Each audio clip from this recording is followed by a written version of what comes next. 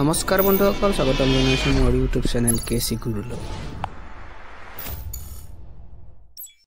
তো বন্ধুসকল, ছ'চিয়েল মিডিয়াত প্ৰতিদিনে কৌটি ভিডিঅ' আপলোড হয়, যাৰ ভিতৰত কিছুমান ভিডিঅ' বহুত ভাইৰেল হয়। আৰু এই ভাইৰেল ভিডিঅ'বোৰৰ ভিতৰত এটা হ'ল কফিন ডেন্সৰ ভিডিঅ', যিটো আপোনালোকে ক'ৰবাত নহয় ক'ৰবাত নিশ্চয় দেখিছে। এই ভিডিঅ'টো বহুত ভাইৰেল হৈ গৈছিল, য'ত 6জন ব্যক্তিয়ে এটা কফিন উঠাই আছিল, য'ত কোনোবাৰ মৃত শৰীৰ আছিল। আৰু এই 6জন ব্যক্তিয়ে মৃত শৰীৰটো উঠাই এনেদৰে ডেন্স কৰা দেখা গৈছিল। কিন্তু ইহঁতে এনেকুৱা কিয় কৰি আছিল? তো জানিবলৈ ভিডিঅ'টো একদম সম্পূৰ্ণকৈ চাওক। তো বন্ধুসকল, উক্ত ভাইৰেল ভিডিঅ'টো হৈছে ৱেষ্ট আফ্ৰিকা অৰ্থাৎ পশ্চিম আফ্ৰিকাৰ দেশ ঘানাৰ। 2015 চনত এগৰাকী মহিলা আমেৰিকাৰ পৰা ঘানালৈ আহিছিল, কাৰণ মহিলাগৰাকীৰ শাহু মাকৰ মৃত্যু হৈছিল আৰু শাহু মাকজনী আছিল ঘানাৰ বাসিন্দা। পৃথিৱীত কোনোবাৰ মৰমৰ আপোন মানুহৰ মৃত্যু হ'লে বহুত দুখ লাগে, কিন্তু ইয়াত অৰ্থাৎ ঘানাত দৃশ্যই সুকীয়া আছিল। সেই মহিলাজনীৰ শাহুৱেকক এটা কফিনত ৰখা হৈছিল আৰু ইয়াৰ পিছত কোট পিন্ধি 6জন লোক আহিছিল, যাৰ সৈতে বেণ্ড চলি আছিল আৰু সিহঁতে মিউজিক বজাই আছিল। সিহঁতে কফিনটো উঠাই ডেন্স কৰিবলৈ লৈছিল।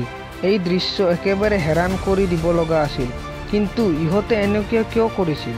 দৰাচলতে ঘানা কাউণ্ট্ৰিৰ বহু ঠাইত এইটো এটা পৰম্পৰা। যেতিয়া কোনো ব্যক্তি মৃত্যু হয়, তেতিয়া সেই মৃত শৰীৰটো এনেদৰে লৈ ডেন্স কৰিবলৈ আৰম্ভ কৰে, কাৰণ তেওঁলোকে এইটো বিশ্বাস কৰে যে তেওঁলোকৰ মৰমৰ মানুহজন এতিয়া বেলেগ এখন পৃথিৱীলৈ যাবলৈ লৈছে, আৰু সিহঁতে এইটো বিচাৰে যে সিহঁতে সুখী হৈ সেই মৃত ব্যক্তিজনক বেলেগ এখন পৃথিৱীলৈ পঠোৱা যাওক।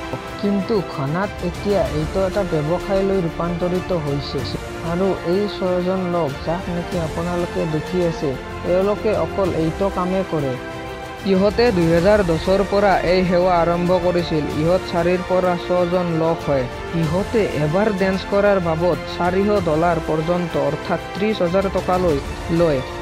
আৰু যেতিয়া এই মহিলাজনীয়ে এইবোৰ দৃশ্য দেখিছিল, তেওঁ ভিডিঅ' বনাই এইবোৰ নিজৰ ইউটিউব একাউণ্টত দিছিল, যাৰ ফলত এই 6জন ব্যক্তি অৰ্থাৎ কফিন ডেন্সৰ এই 6জন ব্যক্তি বহু পপুলাৰ হৈ গৈছিল আৰু ইহঁতৰ ভিডিঅ'টো বহুত ভাইৰেল হৈ গৈছিল।